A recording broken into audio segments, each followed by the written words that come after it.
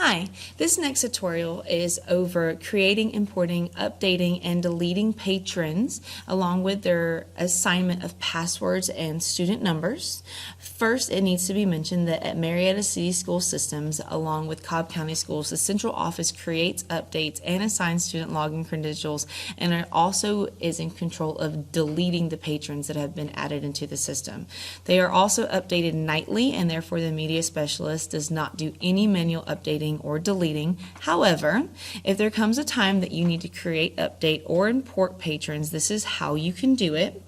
So first off, we're going to look at uploading or importing these patrons as if you were coming from a different system, and you once again, just like a previous tutorial, you would want to start in back office. This is a very popular button within Destiny.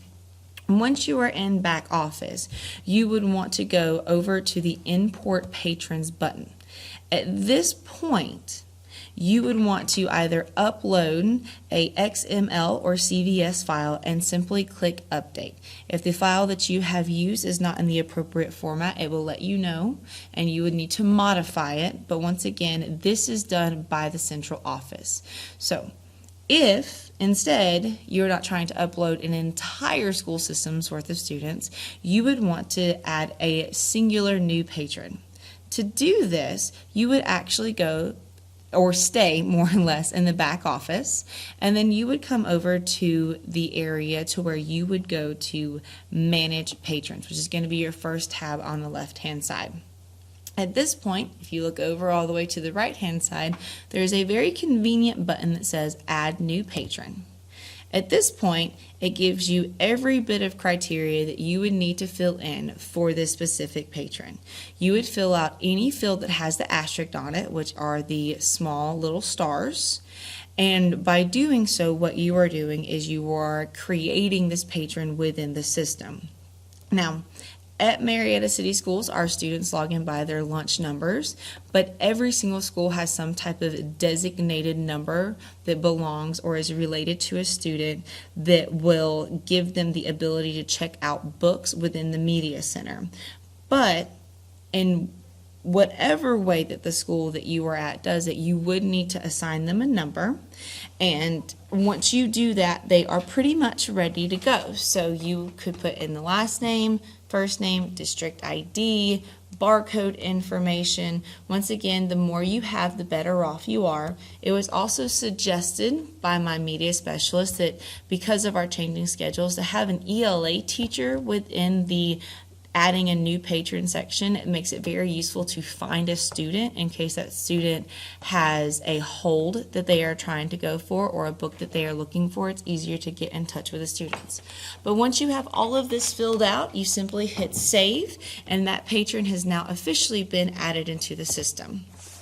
But we don't always just only add patrons. Sometimes we need to be able to update our patrons. So when we need to update a patron, you would simply stay in back office, go over to update patron, and at this point what you're going to do is you're going to simply put in the fields that you need for that very specific patron.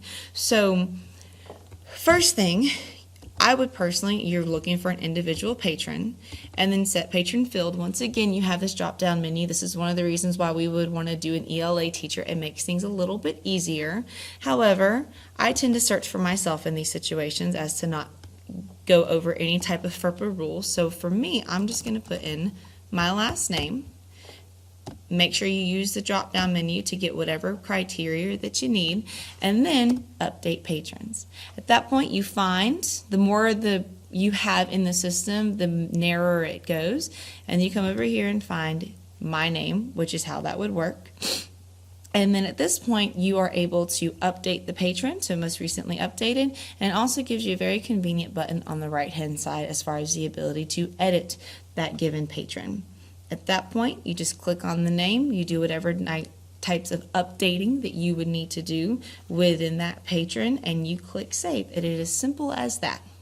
The very last thing I'm going to talk about in this specific tutorial is how to delete a patron. Now, once again, this is not something that my school nor Cobb County schools have any control over. Their central office does do this, but if you're feeling brave and you're ready to get rid of a kid, all you would need to do is go under the Manage Patrons button. Once again, Manage Patrons and Update Patrons are your two main spots to make sure that you have the students that you need or do not need in the area. And you would simply find that student. Once again, I'm going to put in my personal number for the school system, and it'll pop me up right here. And deleting is actually easier than putting them into the system. You basically just find the student or faculty member in my case, and you come over here to the right hand side and hit the delete button. Now, I really like working at my school and using the media center, so I'm not going to press that button, but that would be the procedures to add a patron, add a barcode and or student ID number for checkout purposes, and also delete a patron within the Destiny system.